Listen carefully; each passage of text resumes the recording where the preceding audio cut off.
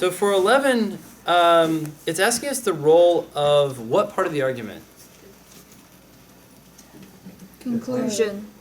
Well, wait. No. First of all, just where is it in the argument? Beginning. The first sentence. Yeah, the second half of the first sentence, right?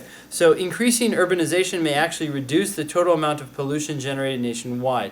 The argument then goes on to explain why that is, right? Mm-hmm. Making that a possible conclusion. Now, I suspect that some of us saw the last sentence and saw the word thus Yes. Yeah.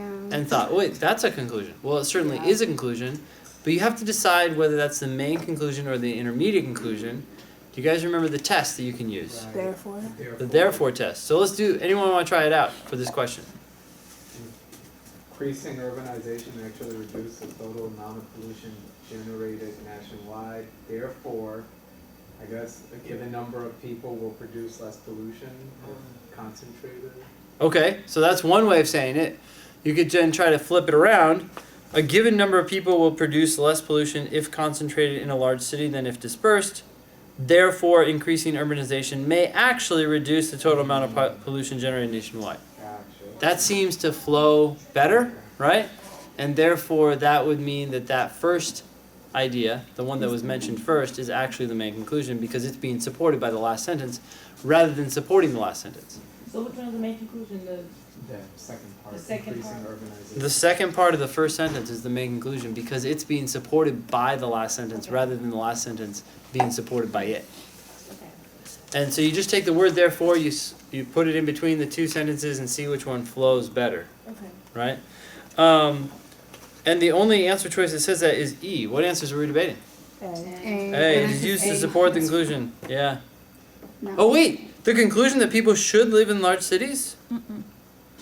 Was that ever said? Mm-mm. No. Well, no, well, something like that. So, It could be in. just find it, and we'll talk about it. I think that's a Well, it says the given number of people will produce less pollution if concentrated in a large yep. city. A given number of people will produce less pollution if concentrated in a large city than if dispersed among many towns. Does that say what we should do? So the word No, should I is assume what. that, but we Yeah, should should use is as like- the word that should throw that answer. Yeah, unless there's a should in the argument, or an ought, or something like that. That's a normative claim. You know why they wrote this? Because everyone who reads this thinks that. Yeah. Right. Oh, okay. Oh, we should all move to the city. You're just taking what they gave you a step further, and now you think that that was said, but that was never said. Okay.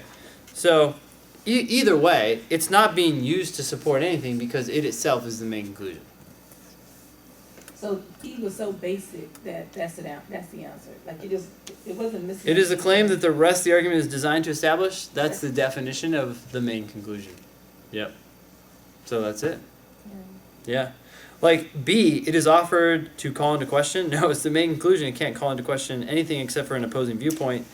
It is a statement serving merely to introduce something, but plays no logical role. No, it's the main conclusion. And when D says it is a premise, you can stop right there. Like, nope, not a premise. It's a conclusion. Right. Sound good? Yes. Mhm. Just remember the therefore test.